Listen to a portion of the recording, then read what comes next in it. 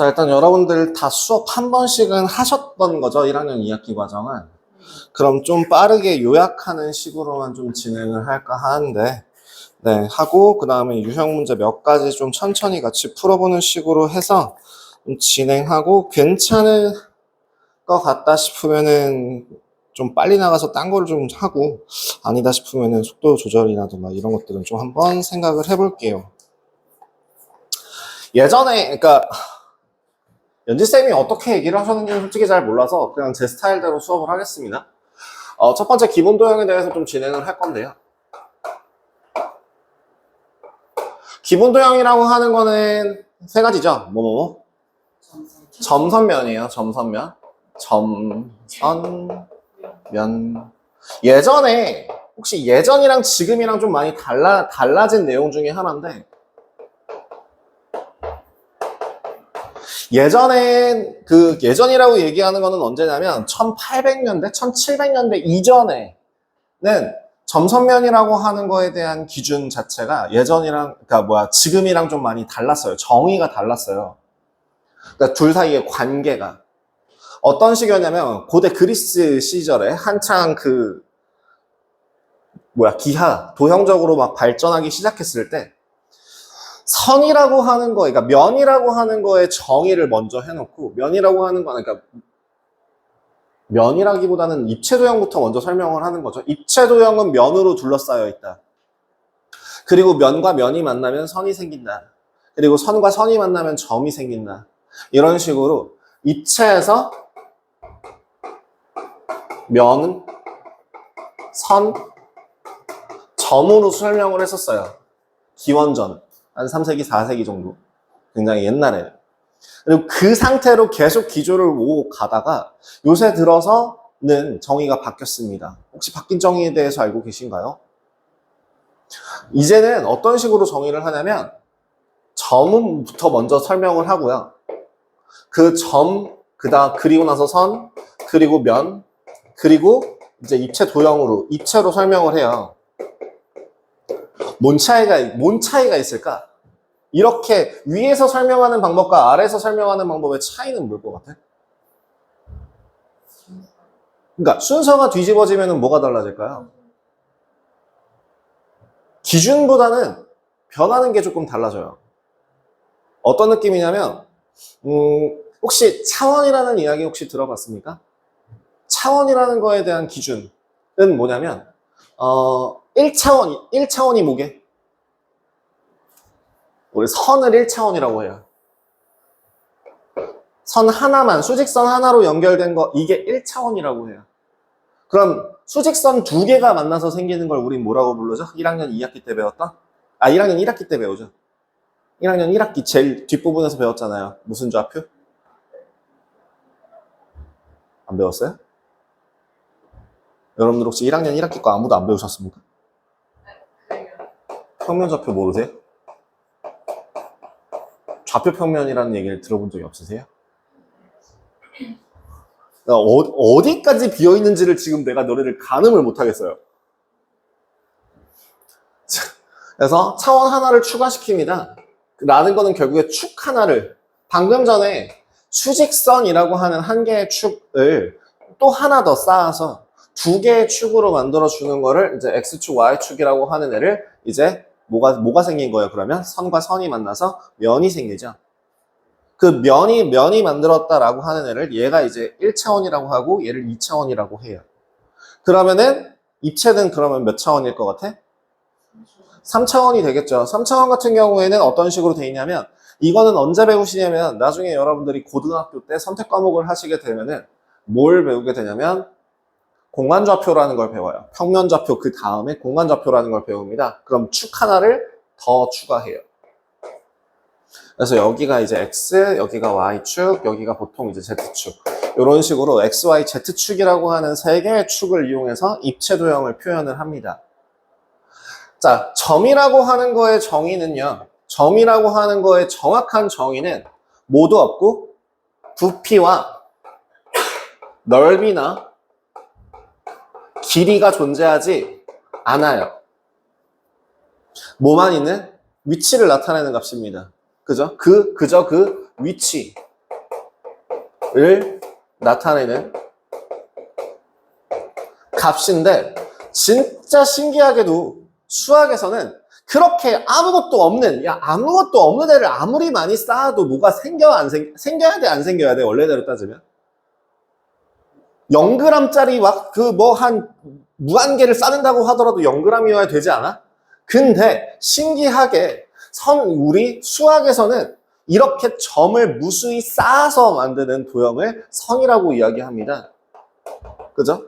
그래서 선이라고 하는 애는 그럼 길이가 존재하게 돼요. 길이가 생겨요. 길이만 있고 넓이나 부피 같은 게 그 면적이 존재하지 않는 겁니다. 그죠? 근데 이거의 정의가 뭐라고요? 점이 여기서 나와 있는 거.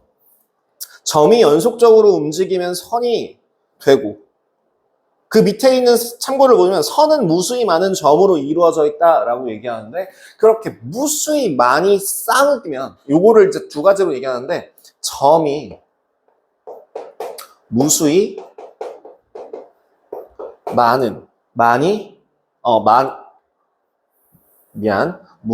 무수히 많은 점으로 이루어져 있다.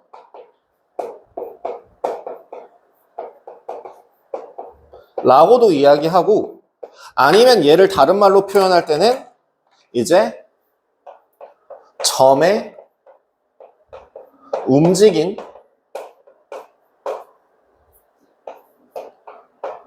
자취라고 해요.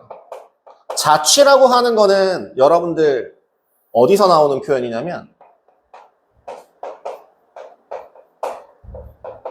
요새는 잘 표현하지 않는 것 같긴 한데 발자취라고 하는 걸 국어 수업 시간에 들어보셨습니까? 무슨 뜻이게요? 발자국 같은 개념이에요. 지나간 흔적들을 자취라고 합니다. 그럼 결국에는 점이 움직인 자취라고 하는 건 뭐예요? 점이 움직인 흔적, 점이 움직인 그 거리, 그 것들을 이제 선이라고 부른다라고 정의를 하는 거예요. 예전에는 뭐라고 정의했다고요? 선과 선이 만나서 점이 생기는 거고, 그죠? 면과 면이 만나서 선이 생긴다. 그래서 얘는 뭐가 달라지냐면 내려가요. 3차원에서 2차원, 1차원, 그 다음 점이라고 하는 애는 차원이 없는 0차원이라고 불러요. 그럼 그 밑으로 내려갈 수 있을까? 아니면 애초에 시작이 부피였기 때문에 그 부피에서 더 올라갈 수 있는 걸 정의할 수 있을까? 근데 요새는 뭐가 바뀌었냐면 혹시 4차원, 5차원, 6차원 뭐 이런 얘기들에 대해서 혹시 들어보신 분 계세요? 이거는 물리와 관련된 이야기라서 물리랑 수학이 결합돼서 나오는 이야기라 아마 잘 안 나오긴 하는데 여러분들 이것도 또 옛날 얘기라 애매하네. 게임으로 따지면은 차원이라고 하는 걸 영어로 혹시 뭐라고 하는지 아는 사람? 여러분들 되게 익숙한 단어예요. 차원이라고 하는 애는 영어로 디멘션이에요. 그럼 디멘션의 앞 글자를 따서 2D, 3D 라고 얘기를 하는 거거든요. 그럼 선생님 영화관에서 말하는 막 4D나 5D 막 이런 거는 뭔가요? 그럼 그거 갖다 붙여놓은 거죠. 정확하게 엄밀하게 얘기하자면 그건 차원적으로 이야기를 하지는 않아요. 그래서 선 같은 경우는 뭐라고요? 왜 점이 움직인 자취라고 쌓아 나가는 방향으로 바뀌었어요. 0에서 1이 된 거죠. 그럼 마찬가지로 1도 2로 만들 수 있을까? 가능하겠지. 뭐가 면은 그러면 뭐라고 정의할 것 같아? 이거 그대로 얘기 한번 해봐. 여기 무수히 많은 선으로 이루어져 있다. 뭐가 움직인? 선이 움직인 자취가 된다. 라고 면을 얘기할 수 있는. 그럼 부피는 뭐라고 얘기하면 돼? 무수히 많은 면으로 이루어져 있고 면이 움직인 자취가 된다. 이런 식으로 쌓아 나간다고요. 그렇다면 이 다음에 무언가 우리가 인지하지 못할 무언가가 존재할 수 있을까요? 있을지 없을지는 모르겠지만 정의할 수는 있겠죠. 뭐라고 정의할 수 있어? 입체가 움직인 자취. 이런 식으로. 그럼 또 그 무언가가 예를 들면 여기가 뭐 세모라고 한다면 네모가 움직인 자취, 뭐 별표가 움직인 자취 계속 쌓아나갈 수 있게 만든 거죠. 그래서 정의가 바뀐 거예요. 예전에는 3, 2, 1 끝이었는데 이제는 0, 1, 2, 3이니까 그 앞으로 더 나아갈 수 있게 정의를 조금 이렇게 순서를 바꿔준 이유는 이래서 바뀐 겁니다.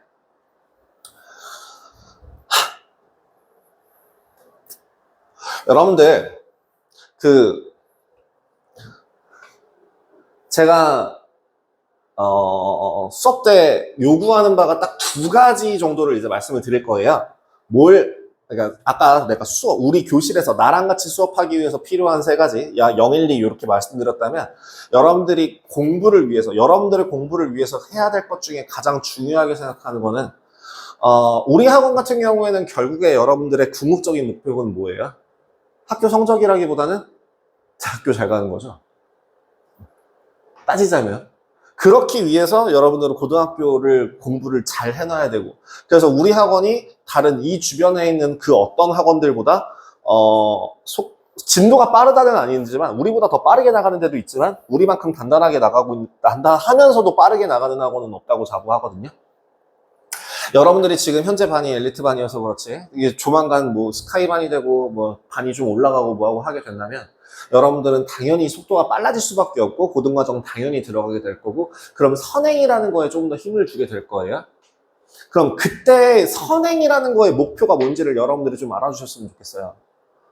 선행이라고 하는 거는 여러분들이 지금 당장에 예를 들어 여러분들이 고등학교 1학년 걸 배우게 된다라고 할지라도 그 고등학교 1학년이 되기 전까지 그걸 계속적으로 반복하지 않으면 까먹는 건 당연하거든. 어차피 까먹을 거 왜 배워? 가 아니라 어차피 까먹더라도 최대한 머릿속에 남겨놓을 만한 기본적 기준, 뼈대는 남겨놓자라고 얘기하는 게 이제 제가 말하는 선행의 목표라고 생각하고요. 그 선행의 목표, 그 뼈대라는 건 뭐냐? 개념이라고 봅니다. 그래서 지금 나는 1학년 것도 설명할 때도 마찬가지로 개념 위주로 개념이 좀 중요하다라고 설명을 하는 거고, 개념이라고 하는 거는 지금 현재 여러분들은 아직까지 개념이라고 하는 거의 큰 틀이 정의, 그 다음에 정리, 그 다음에 공식, 증명, 이렇게 돼요. 크게 이렇게 네 가지를 얘기할 수 있는데, 정의 같은 경우에는 뭐게? justice 아니고요. define인가 definition인가 뭐 어쨌든 그거죠. 뜻. 단어의 뜻이 영어에서도 굉장히 중요하고 국어에서도 되게 중요하다시피 수학에서도 되게 중요해요. 단어의 뜻을 얘기했을 때 얘가 무슨 의미를 가지고 있는지를 알고 있어야 그걸 가지고 써먹을 수 있는 것들이 많거든요. 예를 들면 방정식의 뜻이 뭐예요? 네. 라고 했을 때 대답을 못하면 방정식이라는 게 이게 방정식인지 저게 방정식인지 구분하기가 어렵다는 뜻이에요. 방정식이라는 게 정의가 뭔지 아세요? 아시는 분? 손? 자신 있게 얘기할 수 있어요? 뭐예요? 아, 85점? 100점짜리 답이 아니네요.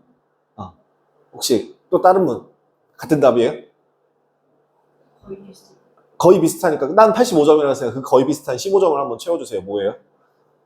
X값보다 차이가 거짓이 되기도 하고 등호가 들어가지. 등호가 들어가는 식. 네, 90, 한 9점 정도. 1점은 어디서 깠냐면 왜 X여야 하죠? 네, 그 등식이 없어서 15점을 깠어요. 등호라는 표현이 없기 때문에. 방정식이라는 정의 자체가 가장 중요한 단어 두 개를 꼽으라고 한다면 미지수와 등식이에요. 등호예요. 그래서 미지수의 값에 따라 참이 되기도 하고 거짓이 되기도 하는 등식. 그렇기 때문에 이 식을 보고 얘는 방정식, 얘는 부등식, 얘는 그냥 다항식, 얘는 이런 거를 확인할 수 있는 것 자체가 뒤에 나오는 꼭다리들에 따라서 달라지는 거거든요. 그런 것들도 정의라고요. 아셔야 되는 거죠. 특히나 1학년 2학기 과정에서는 정의를 설명하는 내용들이 굉장히 많아요. 그거에 대해서는 앞으로 여러분들이 수능 공부하기까지 필요한 수학에 대해서 필요한 내용들이기 때문에 머릿속에서 웬만하면 정의는 다 기억을 해주셔야 됩니다. 이런 세세한 뜻까지는 아니어도 결국엔 내가 이거 어떤 맥락으로 얘기했는지 중요한 것들은 제가 다른 색으로 써드릴 테니까 그거 같은 경우에는 조금 적어 놓으시거나 아니면은 매 수업마다 여러분들이 결석을 하든 안 하든 영상은 계속 찍어 놓을 거예요. 그리고 조금 있다가 단톡방 하나 만들어서 그 수업 끝나면 거기에다가 제가 업로드가 끝나는 대로 매일매일 영상을 올려드릴 겁니다. 그 영상을 보고 공부를 하라는 게 아니라 까먹었을 때 내가 중요하게 얘기했던 부분이 무엇인가에 대해서 좀 보라는 의미로 영상을 남겨놓은 거라고 보시면 돼요. 자, 그 다음에 두 번째 정리 같은 경우에는 어떤 걸 배울 건, 아직 여러분들은 정리를 배운 게 없어요. 그죠? 아직까지 여러분들은 정리라는 걸 배운 적이 없어요. 근데 나중 가면은 이놈의 정리라고 하는 것들을 굉장히 많이 배워요. 공식이라고 하는 것도 아직까지 여러분들은 공식을 배운 적이 몇 개 없어요. 뭘 배우셨냐면은 삼각형의 넓이, 사각형의 넓이, 평행사변형의 넓이, 직사각형의 넓이, 마름모의 넓이, 정사각형의 넓이 뭐 이런 것들만 배웠어요. 그 외에도 무수히 많은 공식들이 또 나와요.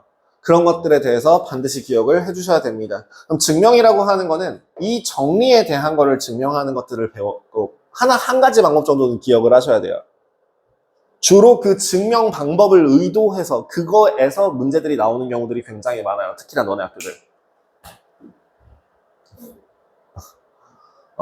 특히나 너네들 같은 경우는 약간 좀 사고력을 필요하는 문제랑 계산력이 필요한 문제 두 가지로 크게 갈라지는데 계산력이 필요한 문제는 커버가 할 수 있지만 사고력이 필요한 문제 같은 경우는 이런 거 연습해놓지 않으면은 네, 그냥 그 부분은 구멍이 날 수밖에 없습니다. 우리 학교가 원래 그래요. 그래서 근데 그런 식으로 공부를 해서 하는 습관이 들어서 고등학교로 올라가셨을 때 나중에 같은 학교가 돼서 만난다고 하더라도 확실히 그렇게 공부하고 안 하고는 차이가 굉장히 커질 거라서 개념이라고 하는 거는 이렇게 네 가지. 그러니까 결국에 내가 지금 설명하고 있는 건 무엇? 정의. 그러니까 여러분들이 기억해야 될 건 무엇? 수업을 기억해야 되겠죠. 수업 내용을. 자, 선 설명했으니까 면도 그냥 퉁 넘어갈게요. 그죠? 요거랑 비슷한 결이다. 그러면 기본도형 이게 도형이 나오는 점선면을 기본 요소라고 한대요. 기본 요소. 그러면 이제 여기에서 평면도형이랑 도형이랑 입체도형을 구분하는 가장 큰 방법은 뭐였다? 사실은 이게 나중에 지나가면 아야 상식이 있으면 이거는 누가 봐도 입체지 않냐 라는 식으로 퉁치겠지만 아직까지 그 상식이 쌓여있지 않은 분들한테 구분하라고 하는 거라면 뭘 기준으로 얘기해야 될까요? 이름부터 달라요. 땡땡땡 채로 끝나요. 입체도형은 그냥 땡땡땡 채로 끝나요. 예를 들면 정육면체, 정사면체, 정십육면체, 정십이면체, 정팔면체, 뭐 정이십면체 그다음에 혹은 뭐 아니면 도형의 이름을 딱 들었을 때 그거 입체가 아니면 방법이 없겠는데 하는 그런 것들. 예를 들어 뿔이라던가 기둥이라던가 그죠? 이런 것들. 그럼 평면도형이라고 하는 거는 뭐라고 주로 들어가는 표현들이 뭐가 있냐면 형이라는 단어가 땡땡 형이라는 말이 들어가죠. 직사각형, 사각형, 삼각형 그죠? 그 다음에 또 두 번째는 꼴이라는 표현도 은근히 많이 들어갑니다. 부채꼴, 그 다음에 사다리꼴. 사실 마름모도 꼴이다? 마름꼴인 도형을 마름모라고 해요. 그건 혹시 아세요? 저도 마름모가 대체 왜 마름모지? 찾아봤거든요. 직사각형은 왜 직사각형이야? 직각인 사각형이라 직사각형이야.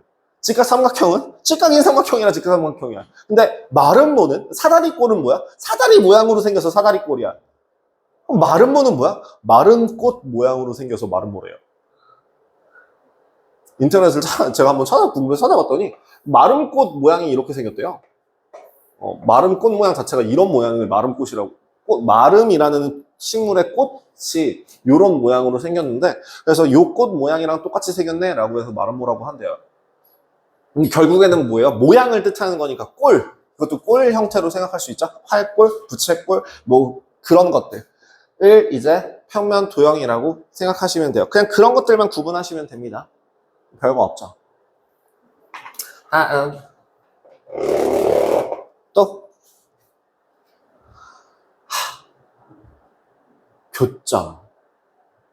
교점과 교선? 그럼 뒤에 나오는 그것도 한번 이야기할까? 뒤에 나오는 부분인데요. 점과 점이 만나면 아무것도 아니죠. 선과 선이 만나면 얘는 만나는 점이 생길 건데 걔의 이름을 이제 교점이라고 하죠. 교점이라는 거의 정확한 뜻은 뭐냐면, 정확한 뜻은 교차해서 생기는 점을 의미해요. 자, 봐봐. 예를 들어, 이걸로 가자. 얘는 그러면 어떤 원 위에 요렇게 지나가서 여기서도 점 하나가 생기거든? 그럼 얘는 교차해서 지나가는 거야? 교차하지는 않아? 요 직선은 요 직선대로 가고 요 직선은 요 직선대로 가고 교차한다라는 게 무슨 뜻이냐면 이런 걸 말해요. 위아래 순서가 바뀌죠? 위아래 순서가 바뀌는 교차하는 점이라고 얘기해서 교점이라고 한다면 얘는 교점이라고 할 수 있어요? 없어요? 교점이 아니에요. 얘는 뒤에 나중에 배우겠지만 접점이죠. 접한다라고 하는 개념을 따로 배우시죠. 그래서 교점이라고 하는 애는 그럼 뭐예요? 만나는데 그냥 만나는 게 아니야. 얘는 그냥 만나는 거. 얘도 만나고 얘도 만나는 거죠. 그냥 만나는 게 아니라 뭐예요? 지나가면서 만나는 거다. 그게 교점이다라고 생각하시면 됩니다. 그러면 선이랑 면이랑 만나도 똑같이 교점이 생길 거고요. 면과 면이 만나면 그럼 뭐가 생길까요? 그렇죠. 교선이 생기겠죠. 그죠? 그런 것들 왜 그렇게 생기는지 확인해 주시면 되고요. 자, 그럼 여기서 선과 선이 만나는 교점에서는 뭐도 같이 생길까요? 얘를 교점이라고 부른다면, 여기가 교점이라고 부른다면 뒤에 나오는 부분인데 뭐도 같이 생겨요? 각도 생겨요. 그러면 자, 교차에서 생기는 각이다 그래서 얘를 뭐라고 불러요? 네, 교각이라고 불러요. 진짜로. 거기 뒤에다가 그 옆에 거기다 끼워 넣어. 그치. 준비되시면 그 옆에 저기 종이 하나 껴져 있는 거 보이시죠? 그게 이제 네 교재 그 시험지일 거예요, 아마. 잠깐만. 그 시험지가 맞을 거예요. 지금 바로 가서 볼 거야? 그죠? 그래서 그 교각이 생겼을 때에 서로 맞대고 있는 각이라고 해서 맞꼭지각이라고 부르는 거고요. 이거 뒤에 나오나? 뒤에 설명하죠? 그죠? 설명하죠? 안 나오네요? 요 단원이 아닌가요? 맞죠? 12페이지에 있는 내용. 그죠? 그냥 여기서 생각한 김에 여기서도 먼저 얘기하자면, 그죠? 선과 선이 만나면 교각이 생기는데, 그 교각 중에서도 마주보고 있는 각이다 라고 해서 맞꼭지각이라고 부르는 게 있죠. 맞꼭지각.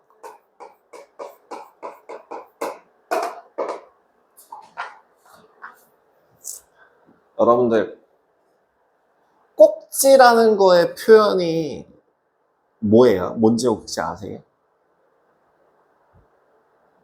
꼭지라는 거의 뜻이 뭘 것 같아요? 무슨 뜻일 것 같아요, 꼭지는? 가장 튀어나온 부분을 꼭지라고 불러요. 예를 들면 과일의 꼭지. 그럼 수도에서 가장 튀어나와 있는 부분이 수도 꼭지. 그 다음에 뭐 옛날 어른들이, 요새는 그런 표현 잘 안 하겠지만, 꼭지 열리네 막 이런 식으로 얘기하는 그런 것들은 이제 열받아서 얘가 이게 뭐 돌아갈 것 같다 막 이런 식으로 그렇게 표현하고, 그래서 아직 너네들이랑 낯을 가리기 때문에 제 드립은 좀 빼고 얘기할게요. 그래서 여기서도 각과 각인데 가장 튀어나온 각을 서로 맞대고 있다라고 해서 맞꼭지각이라고 해요. 그러니까 이렇게 되는 거죠. 그래서 교각은 항상 몇 개? 4개가 생기고요.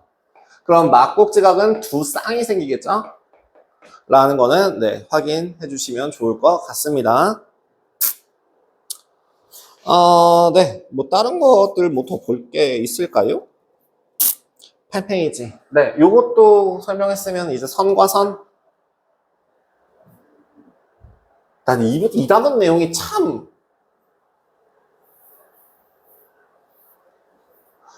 좀 제 히스토리를 잠깐 얘기를 해드리자면, 제가 이 학원 들어와서 중학교 1학년 걸 가르친 게 처음이라서요.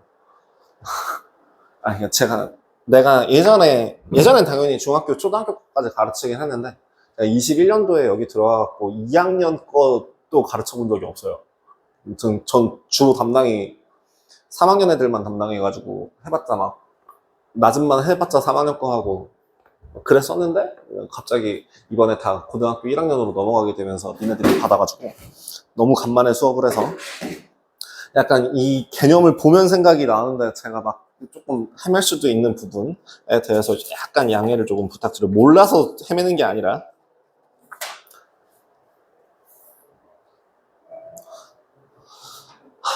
그 선을 분류하는 기준도 하나 기억해 줘야 되겠죠? 선을 구분하는 종류는 총 3가지. 뭐뭐뭐, 직선, 반직선, 선분. 솔직하니 얘기해서 반직선이라는 표현 자체는 중학교 1학년 2학기 때 배우고 난 이후에 그 다음에 나오는 과정이 2학년 2학기 때 잠깐 나오려다가 말고요. 그 다음에 고등학교 3학년에 기하라는 단원에서 벡터라는 표현과 같이 나옵니다. 그래서 중학교 과정만으로 따질 때는 직선, 반직선, 선분 중에서 중요하지 않은 부분이 되는데, 여러분들 같은 경우에 이제 고등학교 말고 대학교 넘어가서 뭐 할지, 뭐 해먹고 살지, 무슨 과 전공, 무슨 어떤 공부를 하고 싶을지, 뭐 이런 것들을 이제 고민을 하게 됐을 때, 만약에 여러분들이 의대, 치대, 수의대, 한의대, 약대, 요새는 수의대가 좀 밑으로 내려왔나? 올라왔나? 한의대가 좀 많이, 한의대는 이상하게 높더라고요. 어려워서 그런지 아직도 높더라고요. 어쨌든 그 다음에 또는 이제 뭐 공대, 예를 들자면은 뭐 컴퓨터 전공을 할 거예요, 아니면 뭐 기계 전공을 할 거예요, 화학 전공을 할 거예요, 뭐 이런 것들. 그 다음에 이제 자연대,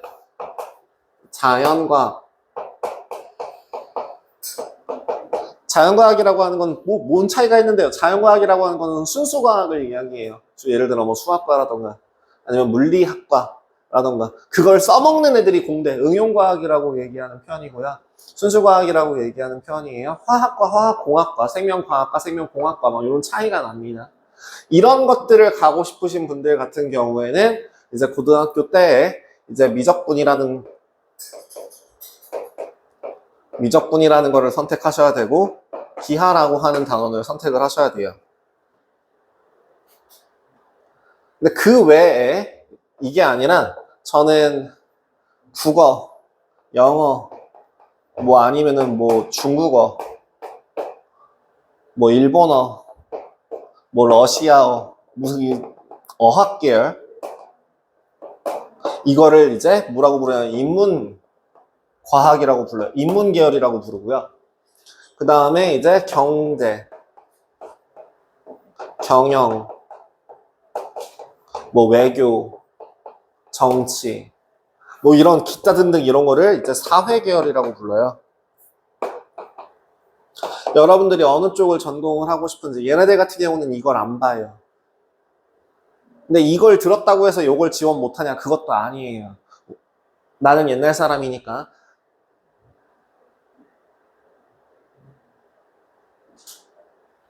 저기 저 사이에다가 집어넣어.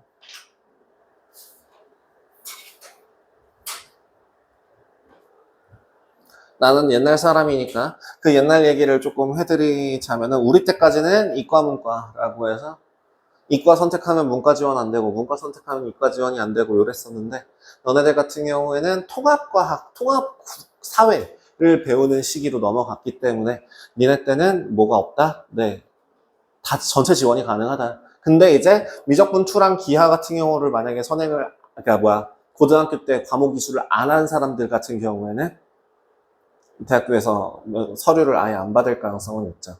그래서 이쪽을 생각을 하시는 분들 같은 경우에는 요거까지 고등학교 때 수업을 들어야 되고 아직 긴가민가 하다 그러면 일단 들어놓고 고민을 해야 되는 거고 그런 식으로 생각을 하시면 됩니다. 무슨 얘기하다가 여기까지 왔지? 갑자기 이게 왜 했지? 아, 점선면 반직선에서 여기까지 오나? 나 진짜 정말 대단한 사람이야. 딴소리 너무 많이 하는 것 같아. 그래서 어쨌든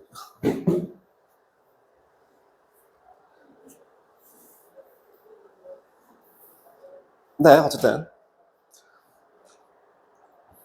직선, 반직선, 선분. 가장 큰 특징이 뭐예요? 직선이라고 하는 거는 뭐죠? 끝없이 뻗어나가는? 양쪽으로 끝없이 뻗어나가는? 그럼 기호로 표현할 때는 양쪽으로 끝없이 뻗어나간다를 이용해서 화살표로 표현을 하죠. 그러면 얘는 길이가 있을까요? 없을까요? 없어요. 뭐만 있으면 돼요? 못 들었어요. 지라는 두 점. 지라는 위치를 확인하면, 위치가 이제 점이 되겠죠? 그죠? 위치만 확인하면 돼요. 그 위치를 나타내는 애가 이제 지라는 두 점이 있으면. 그죠? 두 점을 이용해서 두 점을 지나는, 거기 나와 있죠? 서로 다른 두 점을 지나는. 서로 다른 두 점을 지나는 직선은 오직 하나뿐이기 때문에 그 방향을 나타내는 그런 거를 나타낸다 정도로 보시면 됩니다. 그럼 반직선이라고 하는 거는 뭐예요? 한쪽으로 뻗어나가는데 우리 이런 표현 가능해요? 요런 기호 있어요? 없어요? 없어요. 왜요? 그렇게 약속해서요. 이렇게 약속을 해서 오른쪽으로 뻗어나간다라고 했기 때문에 여기서는 반직선 같은 경우는 뭐가 존재해요? 두 가지가 존재합니다. 뭐와 뭐가?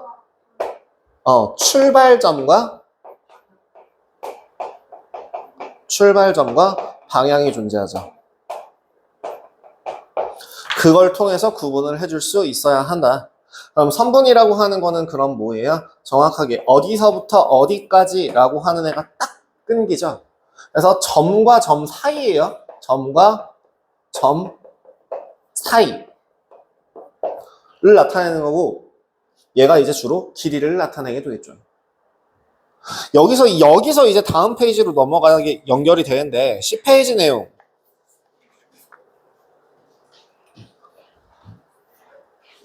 점과 점을 연결하는 방법은 굉장히 무수히 많습니다. 그죠? 점이 A점이 있고 B점이 있으면 A점에서 B점으로 갈 수 있는 방법이 뭐 이렇게도 갈 수 있고 이렇게도 갈 수 있고 그 다음에 여기서 이렇게 곧장 갈 수도 있고 아니면 더 굉장히 다양한 방법으로 갈 수 있죠.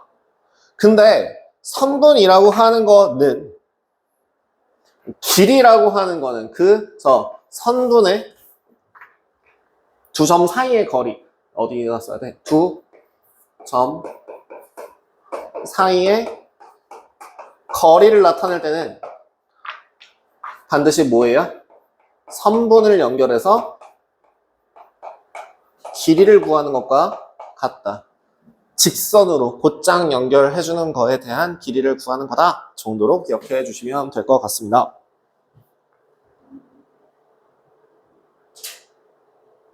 거 사이에다 껴놔. 네 눈앞에 껴져 있잖아.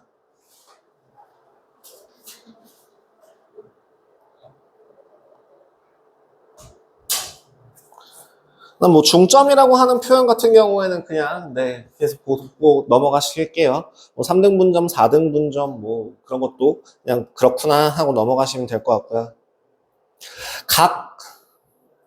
각도 그냥 뭐 언급만 하고 넘어가겠습니다. 뭐 모를 것 같지는 않으니까. 각이라고 하는 거는 그 기본적으로 반직선과 반직선 사이에서 둘러싸이는 그 밑에 있는 거기에 있는 그 크기를 나타내는 애를 이제 보통 각이라고 얘기하는데 그 각 같은 경우에는 암묵적으로 각 A, O, B라고 하면 암묵적으로 뭘 나타내요? 이거 예를 들어 A, O, B 라고 하면 암묵적으로 작은 쪽을 선택합니다. 따로 언급하지 않는 이상 기본적으로 작은 걸 선택합니다. 왜? 각이라고 하는 거는 이 선분과 선분 사이로 둘러싸인 여기도 있긴 하지만 그게 아니라 이 반대편도 존재하거든요. 그죠? 반직선에서부터 반직선까지의 그 사이의 크기를 나타내는 이쪽도 사이라고 얘기할 수는 있거든. 근데 암묵적으로 그렇게 하기로 정해진 건 아니지만 특별한 언급이 없으면 둘 중에 작은 걸 선택합니다. 큰 걸 표시할 때는 따로 표현하는 편이에요. 아니면은 그림과 같은 방향의 각의 크기를 뭐라 하고 이런 식으로 따로 언급을 해주는 편이고, 그런 게 없이 그냥 각 A, O, B라고 이런 식으로 나오게 되면 주로 더 작은 걸 선택해야 합니다. 아, 나는 진짜 1학년, 나 2학기 수업이 너무 재미없죠? 니네들 표정이 죽을라 그래 막. 자, 이거 빨리빨리 할게. 자, 각이라고 하는 거. 그래서 그 각은 크기에 따라서 뭐가 있다. 90도보다 작으면 예각. 왜 예각이게? 예리해서. 예리하다의 예자예요. 그 다음에 90도를 다른 말로 직각. 직각보다 그럼 더 큰 각을 90도에서 180도 사이를, 그러면 예각이랑 반대지 너. 네, 둔해서 둔탁하게 생겨서. 그 다음에 이제 180도를 다른 말로 이제 뭐라고 부른다? 평각. 사실은 여러분들 초등학교 때인가? 초등학교 때 직각, 예각, 둔각은 배우지 않아요? 제가 기억이 맞으면. 근데 여기에서 평각을 아마 더 추가적으로 배우는 거만 보고 넘어가는 걸로 알고 있어요. 쭉쭉쭉쭉. 자, 교각 안 할게요. 교각을 막 꼭지각의 형질 했으니까 넘어가고요. 직교한다라고 하는 거, 이제 기호로 어떤 표현한다? 빡큐포시한다. 직선 AB와, 그죠? 직선 AB와 직선 CD가 서로 수직으로 만날 때 얘를 이제 뭐라고? 네, 이제 빡큐포시 해갖고 이렇게 나타내면 된다. 얘가 이제 둘 사이에 직교한다. 야, 교자 또 나왔어. 무슨 뜻이야, 이거? 뭐로?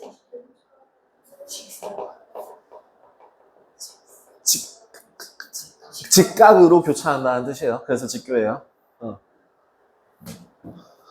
그럼 뭐 수직이등 문선. 그렇구나. 그 다음에 수선의 발이라고 하는 거. 야, 이거 수선의 발 같은 경우는 내가 잘못 알고 있더라고, 개념을. 내가 진짜 정말 흑역사인데요. 뭐 니네들은 그게 무슨 흑역사야 할 수는 있겠지만, 학원에서 첫 수업을 할 때 굉장히 생각 없이 막 즉석에서 수업을 할 때가 있었거든요. 그 수업 준비도 안 하고 막 대충대충 막 애들한테 막 정말 대충대충 되게 성의 없이 알려줄 때가 있었는데, 그때 제가 수선의 발을 뭐라고 알려줬었냐면, 점에서부터 여기까지의 요 수직으로 나오는 요 점을 H, A에서부터 L까지의 요 H를 할 때 수선의 발이 뭐예요? 지금 이 중에서 수선의 발이라고 하는 애는 뭐야? 그쵸? 점 H가 맞는 거죠. 근데 나 처음에 설명할 때 이거 AH라고 설명했었어요. 지금 생각하면 굉장히 부끄러운 일인데, 이제 수선의 발이라고 하는 게 수직으로 내린 선의 발, 요 끝. 이 발 대고 있는 요. 그래서 수선의 발은 점 H가 되고, 그 다음에 그 수선의 길이가 그러면 점에서부터 직선까지의 길이인 H의 길이와 같다라고 설명을 해줬어야 되는데, 나 진짜 그거를 진짜 10년이 지났는데 나 아직도 기억을, 네. 그렇게 제가 잘못 설명을 했더라고요. 그래서 여러분들은 그런 실수하지 말라고 하는 의미에서 보여드렸습니다. 지겹죠? 끝났어요. 최대한 한 페이지에 우겨 넣으려고 노력했습니다. 자, 여기까지 이렇게 기본 도형에 대한 설명 제가 요점 정리 노트로 만들어 보았습니다. 괜찮은가요? 중간중간 생략한 것들이 조금 있어요. 생략한 것들은 여러분들 그거 굳이 여기다 적지 않아도 충분히 알고 있을 거다라고 생각해서 따로 적지 않았고요. 최대한 간단하게 적어놨으니까 나중에 뭐 요점 정리 다시 한번 하시든, 영상에서 일시정지 눌러놓고 여기 있는 것만 다시 한번 보시든, 아니면 수업 내용들 확인하면서 보시면 될 것 같습니다. 됐을까요? 좀 힘들죠? 좀 쉬엄쉬엄 하면서 가죠. 일단은 지금 촬영을 잠깐 끊어놓을 테니까요. 여러분들 그 B1 교재, 그러니까 그 A 단계에 있는 거 한번 쭉 한번 슬렁슬렁 슬슬 한번 채워주세요. 일단 촬영 쉬는 시간 될 때까지 그 부분 한번 정리해 주시고, 그동안에 제가 뭐 기본 도형 부분 설명할 거 있을 것 같다 싶으면 설명하고, 그런 거 아니면은 네, 굳이 하지 않고 넘어가도록 하겠습니다. 일단 촬영은 잠깐 여기서 정지하겠습니다.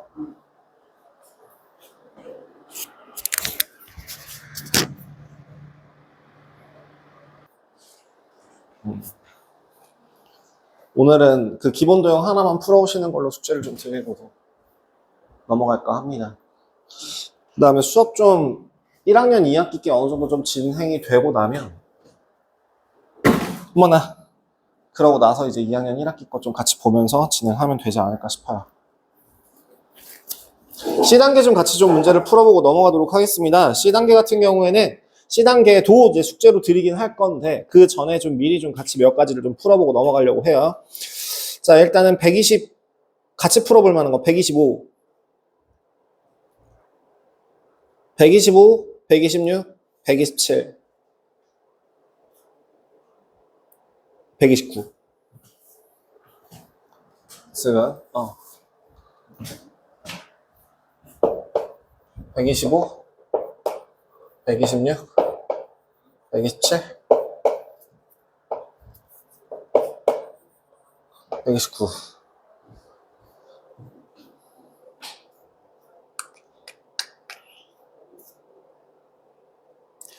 131, 133, 135, 131, 133, 135. 이 정도? 일단은 먼저 하고 보도록 하죠. 아까도 얘기했다시피 지금 C단계 같은 경우에도 물론 숙제로 나가겠지만, 지금 C단계에 있는 거 먼저 우선적으로 이렇게 7개 같이 풀어보고, 한 7개 푸는데 걸리는 시간 15분? 20분? 제가 한 7시 정도까지, 7시에서 풀 수 있는 것들만 그냥 가볍게 풀어보시고 같이 풀어보는 걸로 갈 거예요. 그 다음에 이제 남는 시간 동안, 그러면 이거 하고 나서 뭐 하나요? 애들 기다리는 동안 또 숙제 줄이시면 돼요. 1단계 하고 계시면 되겠죠. 네.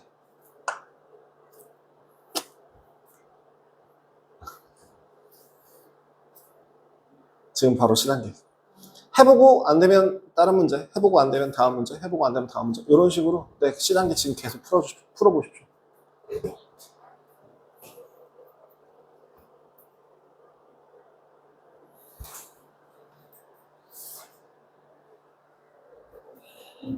예.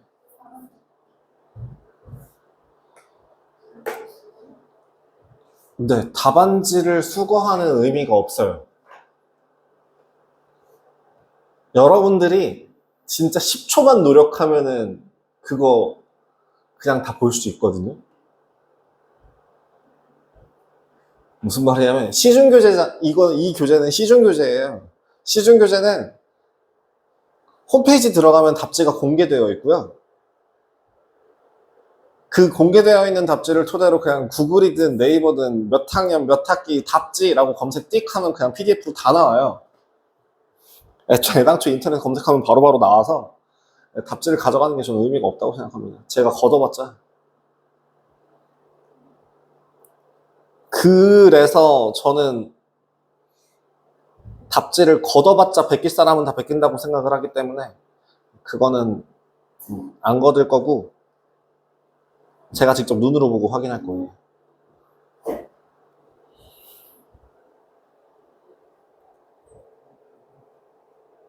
지금 저기 써져 있는 문제들. 네, 일단 요것만 먼저 같이 풀어요.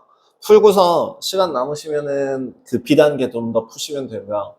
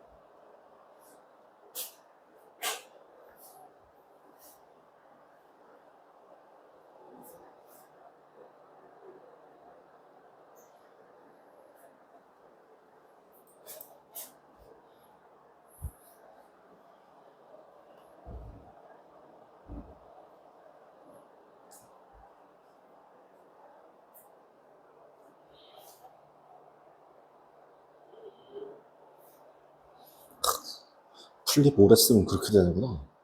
얼마나 쓴 거야, 저는? 그 정도 안 썼어요. 어느 정도 썼는데? 진짜? 3개월 만에 저렇게 되는 거? 아, 뭐, 보호 필름 붙여놔서 그런가? 아니, 그거는 땡 거. 아니, 붙여놓고. 요새, 접는 폰은 아직도 좀 더. 요새, 며칠 전에 그거 봤는데, 요새 그거 봤어요? 이제 섬유에다가 디스플레이, 섬유형 디스플레이 개발됐다고 하는 거? 선우가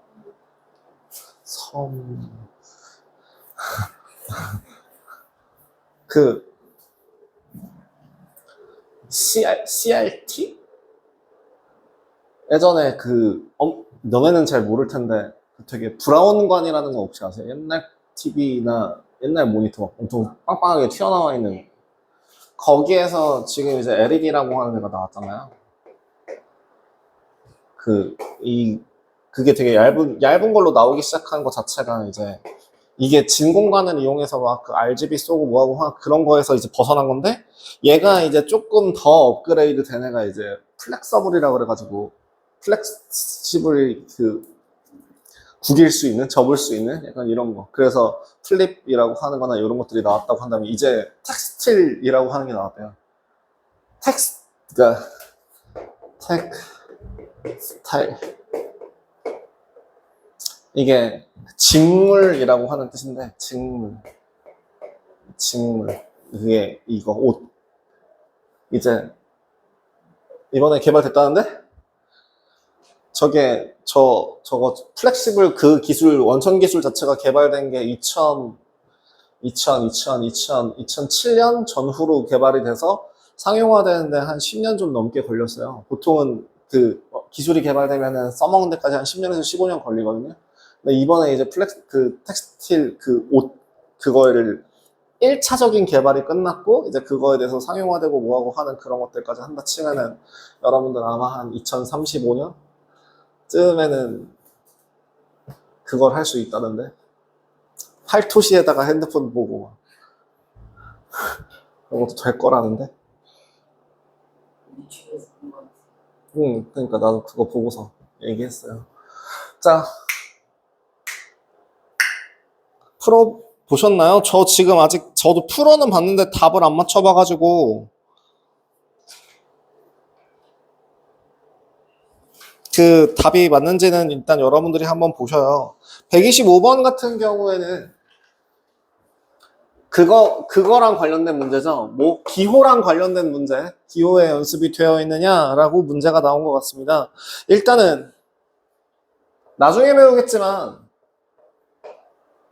위치관계상으로 평행하지 않은 두 직선은 언제나 반드시 무조건 만납니다. 그죠? 또 반직선 같은 경우에는 진행 방향에 따라서 어디서 만난지를 확인할 수가 있는데 3번이죠. D에서 C로 가는 그 진행 방향상으로 가게 되면은 직선이랑 만나는 걸 확인할 수 있을 거예요. 요거는 뭐 간단하게 넘어가고요. 126번 같은 경우에는 결국에는 점과 점 사이에 연속된 거리상으로 점과 점 사이의 거리가 5, 7 라고 하는 선분의 개수는 그럼 어떻게 구하나요? 몇 칸 떨어져 있는지 한 칸당 길이가 1이라고 생각을 하시면 되죠. 한 직선 위에 있는 점 중에서 요 길이가 뭐 예를 들어 A1, 요 점이 A2, A3, 너무 작아. A2, A3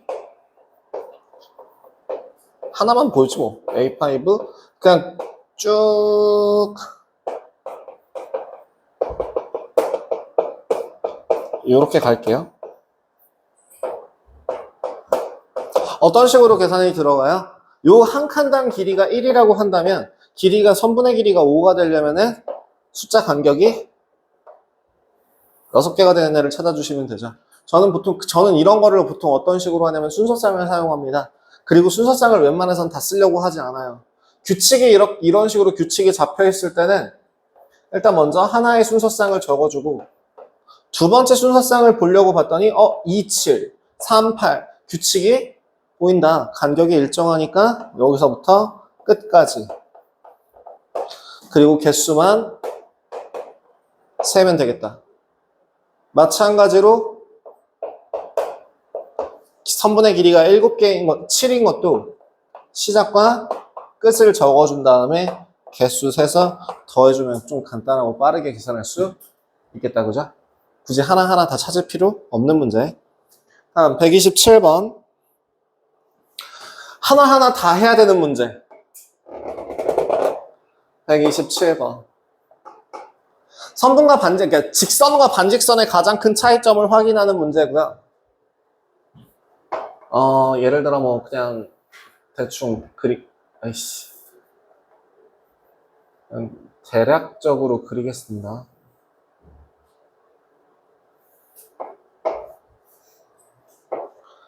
어디가 A지? A, B, C, D, E, F. 직선은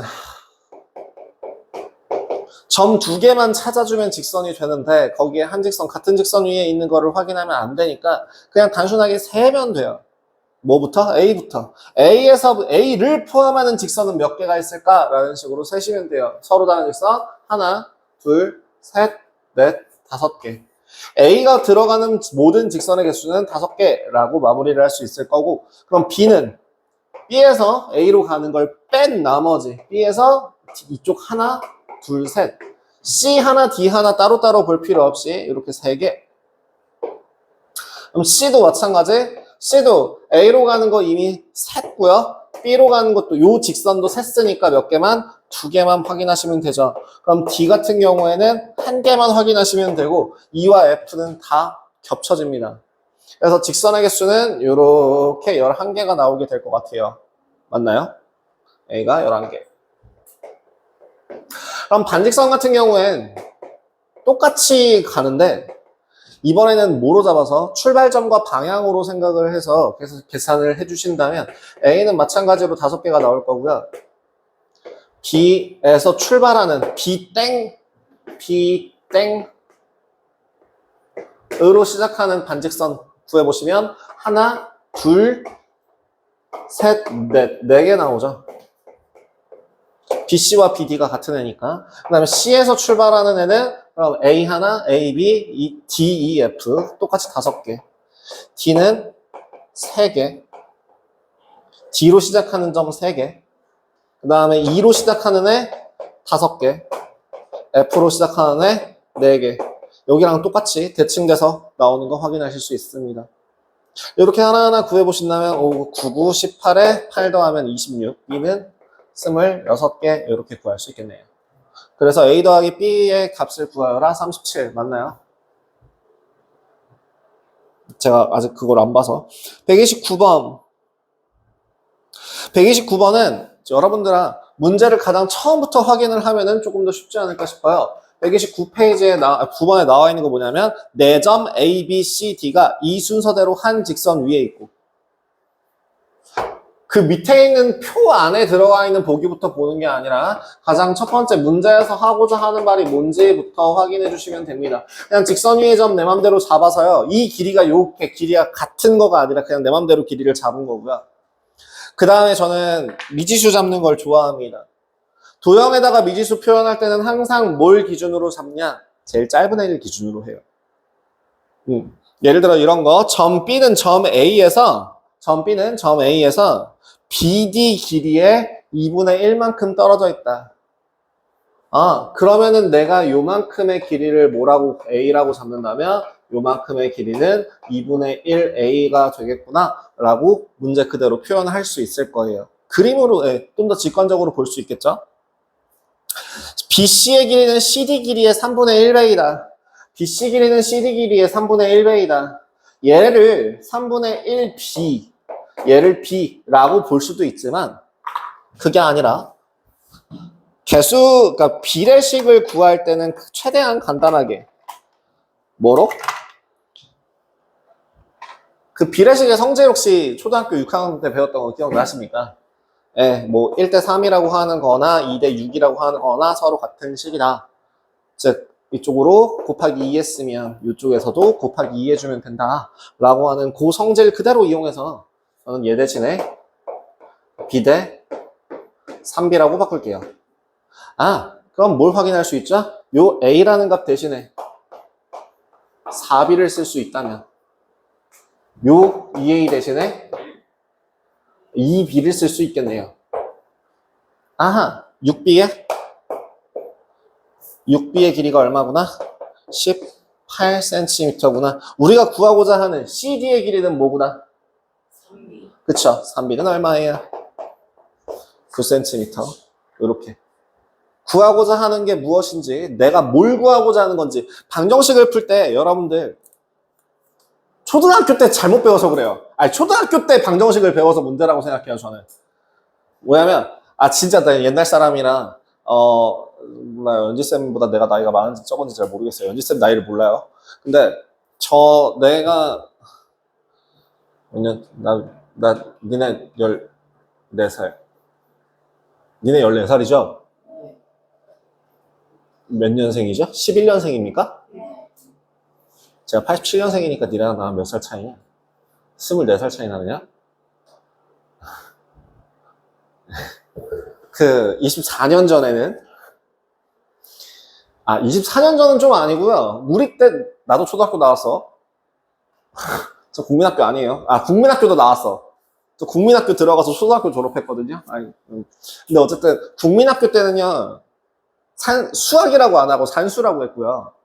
초등학교로 바뀌면서 수학이라고 바뀌었거든요. 가장 크게 달라진 게 뭐냐면 초등학교 때 연산만 배웠었어요. 예전에는. 초등학교 때 연산만, 사칙 연산만 주구장창 시키고 그러고 중학교 때 들어가서부터 방정식이라든가 뭔가 배웠다면 초등학교 과정에서 수학이라고 바뀌면서 창의적인 혹은 문제 말을 이렇게 바꿨죠. 실생활 적용 문제 같은 게 나오면서 네모를 이용해서 식을 세우고 세모를 이용해서 식을 세우고 뭐 동그라미 그거 따지고 보면 다 방정식이잖아요. 지금 생각해보면 전 그 방정식의 풀이 방법조차 가장 기본적인 등식의 성질조차 설명하지 못하면서 그냥 이건 이렇게 풀어. 그럼 어떻게 풀어? 거꾸로 구하기라고 풀어. 거꾸로 구하기가 뭔데? 여기서 더했어? 그럼 빼. 이딴 식으로 알려주는 거지 같은 거를 잘못 배워서 여러분들이 그럼 풀 수 있는 방법에 가장 혼란이 온다고 생각이 들어요. 특히나 초등학교 때 되게 고민하기 싫어하는 게 아니라 대부분 한 99.9999%의 초등학교 문제들은 뭐라고 하냐면 자 얘들아 문제를 보면 어디부터 봐? 가장 마지막부터 봐. 네가 구하려고 하는 애가 뭔지 나와 있어. 그럼 그걸 가지고 기호를 써. 그 다음에 저 위로 올라가면 이제 뭐가 보여? 그럼 뭐가 보여. 그럼 그거에 대해서 이제 식을 세우면 돼. 이딴 식으로 알려준단 말이죠. 초등학교 때는. 그렇게밖에 설명을 못하니까. 근데 사실은 읽으면서 바로바로 식을 세워야 되는 거고 절대로 그 앞에 순서를 막 뒤죽박죽 해가면서 읽으면 여러분들은 패닉이 올 수밖에 없어요. 그리고 두 번째로 학년이 올라가면 올라갈수록 구하고자 하는 값을 미지수로 잡았을 때 못 풀 가능성이 높아집니다. 오히려. 식이 복잡해지면 식이 복잡해질수록 여러분들은 내가 구하고자 하려는 구하고자 하는 값을 미지수로 잡는 게 아니라 최대한 식을 간단하게 잡으려면 미지수를 뭐로 잡아야 될지를 고민해야 되고, 그럼 내가 구하려는 값은 뭔지 따로 생각을 하셔야 돼요. 지금처럼. 만약에 내가 여기서 끝까지 다 읽어놓고서, 자, CD의 길이는, 그럼 이거 구하라고 했구나. 그럼 이거 X로 잡고 시작했다고 그러면 어떻게 될까요? 조금 더 복잡한 식이 되지 않았을까요? 근데 하지만 나는 이거를 그냥 길이 B라고 하는 걸 즉석에서 따따따딱 구하면서 그걸 고쳐나갔으니까 내가 대신에 주의해야 될 건 뭐야? 구하고자 하는 값이 뭔지만 체크해놨다고 한다면 실수할 일은 없는 거죠. 사실 방정식 문제는 이렇게 풀어야 해요. 나중에까지 넘어가려면 중학교 1학년 1학기 과정의 방정식은 웬만하면은 다 그냥 구하고자 하는 값을 미지수로 잡으면 되긴 하거든요. 거속식 문제 몇 가지 경우 제외하고. 근데 이제 3학년 과정 혹은 고등학교 1학년 이후 과정을 생각을 한다면 계산하기 쉬운 거를 미지수로 잡으셔야 돼요. 특히 도형 문제는. 그럼 제일 쉬운 거는 미지수로 잡을 때 어떤 애가 제일 쉽냐? 첫 번째, 제일 짧은 거. 도형 문제는 가장 짧은 애. 왜? 더하거나 곱하기 해서 식 쓰기가 쉬워요. 3분의 2거, 3분의 1 b 쓰는 것보다는 b 쓰는 게 훨씬 더 간단하니까. 그죠? 그래서 제일 짧은 애를 기준으로 식을 써나가고 대신에 내가 구하고자 하는 게 뭔지만 체크하시면 됩니다. 131번 가겠습니다. 131번. 그럼 내가 여기서도 한번 똑같이 가보죠. 이거 몇 칸짜리야? 굉장히 기네요. 하나, 둘. 하나, 둘, 셋.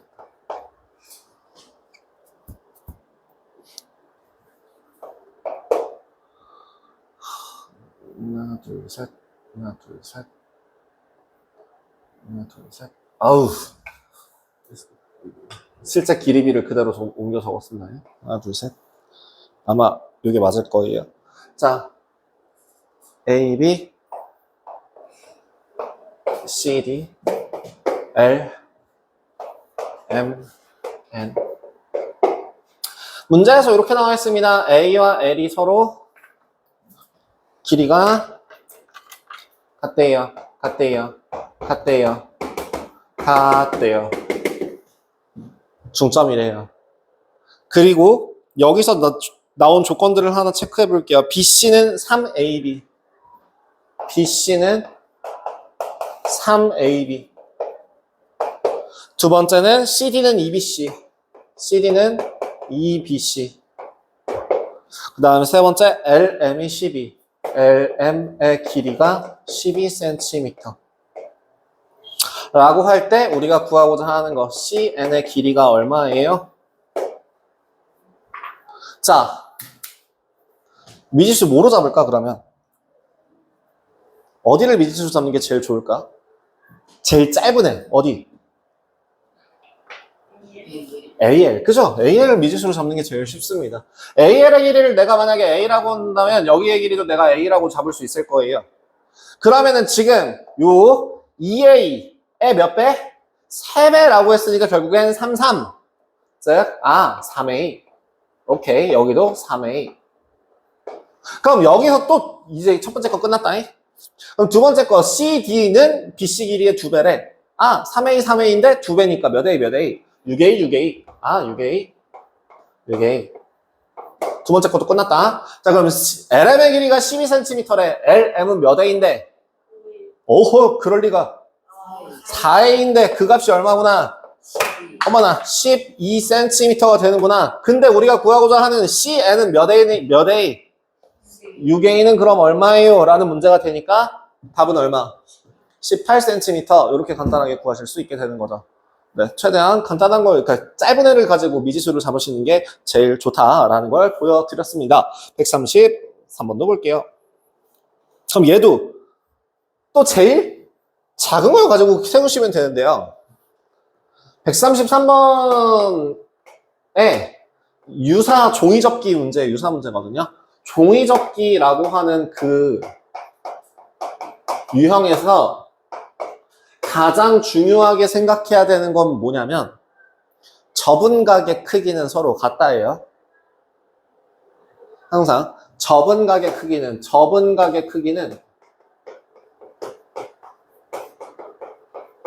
같다고요.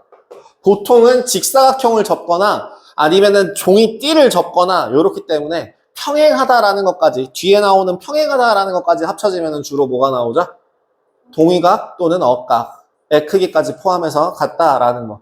그래서 종이접기라는 그 유사 문제가 나오면 제일 먼저 하셔야 되는 거는 뭘 먼저 해야 되냐면 같은 각부터 표시를 하셔야 돼요. 그러면 그거 이용해서 요거 한번 식을 세워 보겠습니다. 그림을 한번 그려볼게요.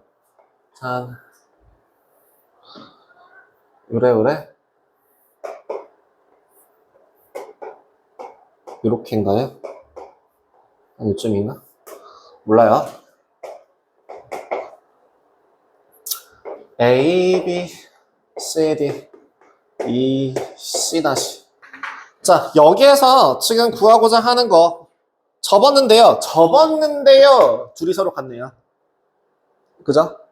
여기도 서로 같을 거고 여기도 서로 같을 거예요. 근데 여기서 B, E C 다시 대 D E C 다시가 1대 1에. 아, 그럼 1잡은 여기를 뭐로? A. 그럼 여기는 EA. 니까 가게 크기가 같대? EA. 그럼 무슨 식을 쓸 수 있지? 평각. 그죠? 지금 접은 가게 크기가 같다라는 거랑 가장 작은 거를 기준으로 한다라는 두 가지를 섞어주시면 뭘 확인할 수 있다? OA라고 하는 그 값이 180도가 되는 걸 확인할 수 있다. 그러니까 A는 몇 도가 될 거고 36도가 될 거고 B, E, C 다시. 아, 우리 이게 답인 거 체크했구나. 꼭 마지막에 내가 구한 미지수랑 정답이랑 비교하셔야 돼요. 이게 답이 아니에요. 그러니까 초등학교 거에 머물러 있는 사람들 같은 경우는 뭘 해? 방정식 풀어. 아, 그래, 좋아. 그러고 끝. 심지어 이걸 소름 끼치는 걸 어디서 봤냐면 지금 제가 저번 주까지 애들 가르쳤던 애들 중에서 그 미적분 그러니까 지금 아직 이전 과정인가 수투 애들을 가르쳤어요. 그 수투 수업을 진행을 하는데도 그러고 있더라고요. 그래갖고 제가 그냥 정말 내 입을 열면 욕이 나올 것 같아갖고 그냥 우리 손잡고 기술 배우러 갈까? 뭐 이러고 이렇게 좋게 얘기해줬는데 우리 공부만이 최선의 그러니까 공부만이 미래는 아니잖니? 다른 길을 한번 고민을 해보자 라는 식으로 얘기를 해줬거든요.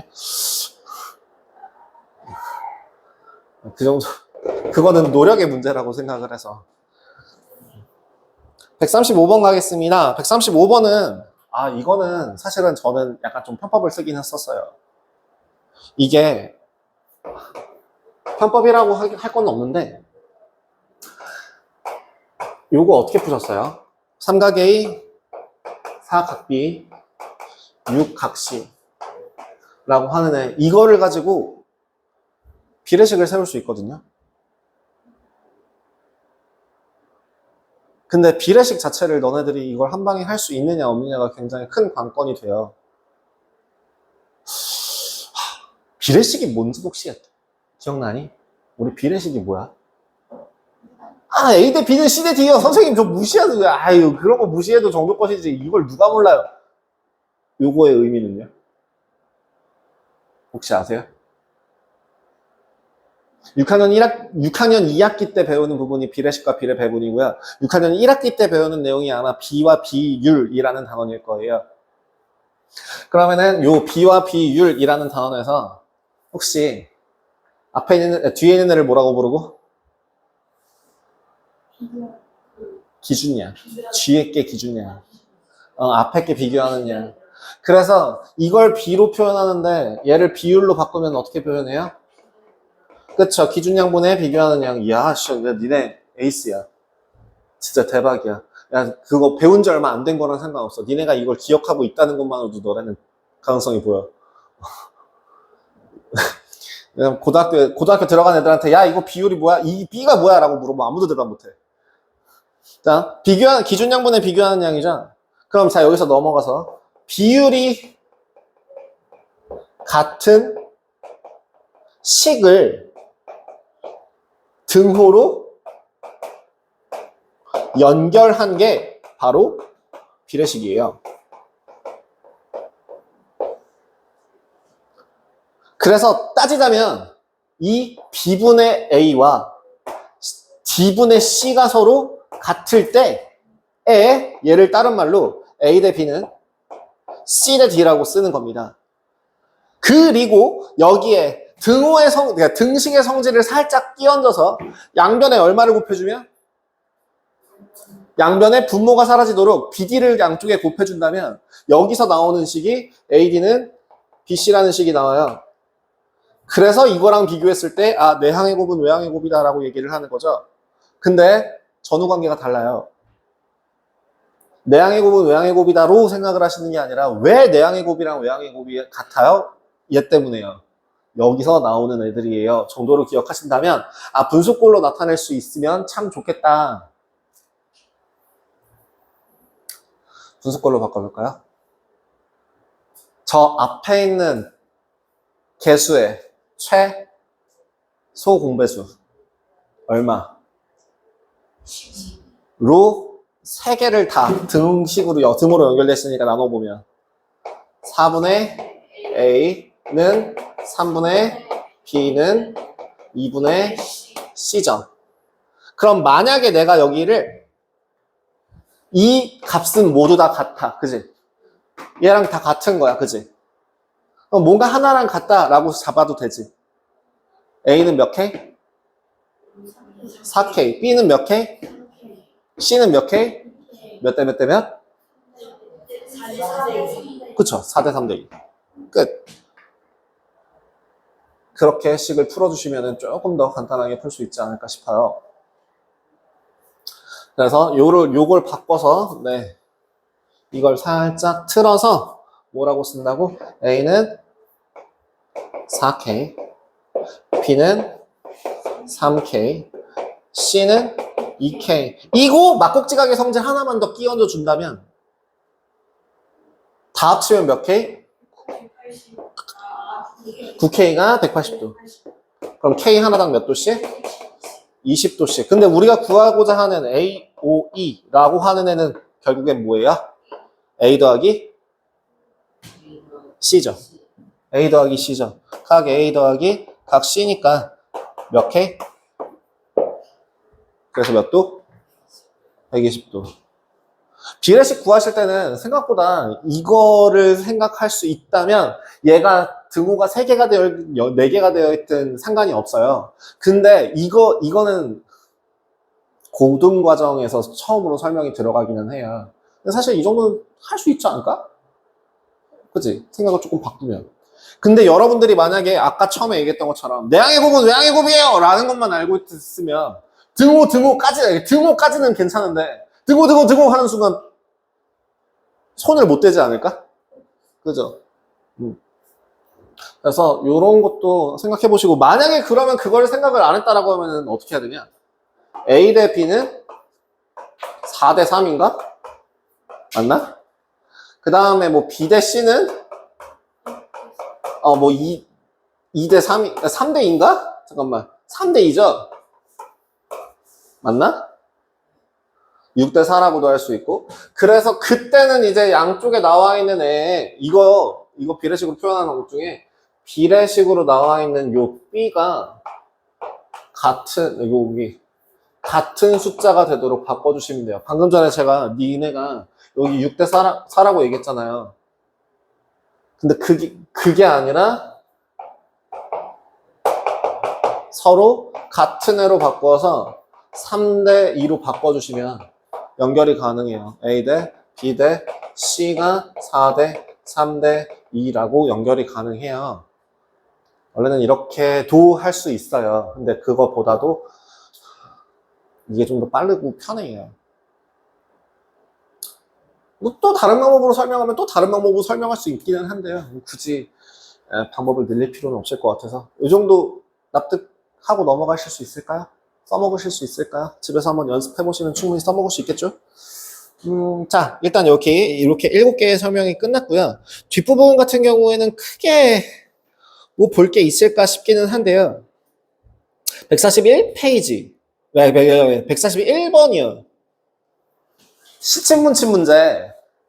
시침문침 같은 경우에는 이게 참 애매한 게 교육과정상의 아날로그 식의 표시, 읽는 방법이나 성질이 없죠? 초등학교 때도 그 아날로그 시계에 대한 내용은 언급이 없고, 중학교 때도 언급하지 않아요. 단지, 혹시 초등학교 때 창의사고력 수업을 해보신 분들은 아시겠지만, 초등학교 5학년, 6학년에 걸쳐서 그 360도다라는 거를 설명한 이후에, 5학년은 좀 그렇고 6학년 복잡한 시계 계산이 조금 들어가고 나서부터 그때부터 이제 그게 나와요. 계산이 나오는데 기억해야 될 거는 크게 몇 가지. 시침이라고 하는 애는 1시간에 몇 도? 30도. 1분에 몇 도? 1분에 0.5도.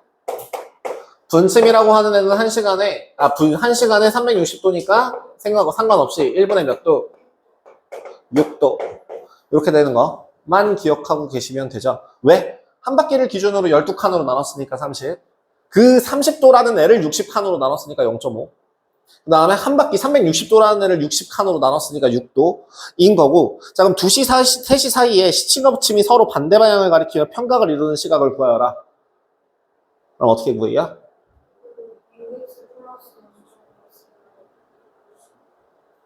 UX 플러스 6x 플러스. 왜 플러스지? 더하면 안 될 텐데.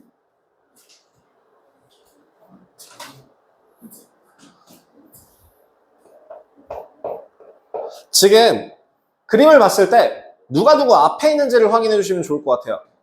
기준은 어디냐면 기준은 12시 12라고 되어 있는 숫자를 기준으로 얼마만큼 진행이 되어 있는지, 누가 더 앞에 있는지 뒤에 있는지를 확인합니다. 그러면 짧은 애가 시침이에요. 그치? 짧은 애, 저 뒤에 보시면 짧은 애가 시침이고 긴 애가 분침이에요. 자, 그러면 지금 분침이 더 돌아가 있나요? 시침이 더 돌아가 있나요? 분침이 더 돌아가 있죠? 그러면 결국에는 분침의 위치에서 시침의 위치를 뺀 게 180도가 되도록 조정을 해주시면 된다고요. 자, 그러면 몇 시 몇 분이에요? 2시 44분. 아니죠. 2시 X분이죠. 모르죠. 우리 이거 구해야 되거든요. 우리 이거 구하려고 문제 푸는 거거든요. 그럼 44분, 그럼 그게 답인가? 아니잖아요. 그죠? 자, 그래서 2시 X분을 식으로 표현해봐. 분침은 10분에만 영향을 받으니까 6X에서 시침은 2시 X분이라고 했으니까 2 곱하기 30도와 0.5x를 더한 이 값이 180도가 되도록 식을 잡아주시면 된다는 얘기죠. 그죠? 기준이라고 하는 애가 12시를 기준으로 어떤 식으로 식을 세워야 할지 분석하고 이 문제를 해석해서 식을 세워주신다면 5.5x가 240도인가 그래서 x는 얼마? 절대로 이쁘게 안 나와요. 그래서 그냥 11분의 2 480 하시면 끝이에요. 더 이상 계산이 안 돼요. 계산하지 마세요. 계산하려고 하지 마시고요. 그래서 2시 11분에 480분 이렇게 그냥 적고 마무리하시면 됩니다.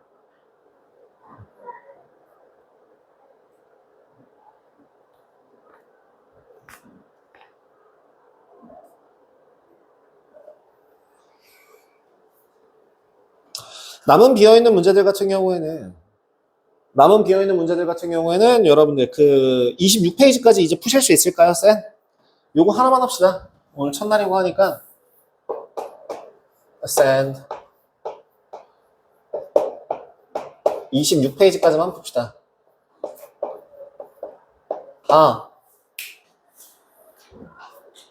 넌 좀 하나씩 앞서서 해주실 수 있을까요? 한 가지를 좀 추가적으로 요구해도 될까요? 학교다 보니까 윙도 좀 풀어주세요. 보니까 23문제 더 있더라고요.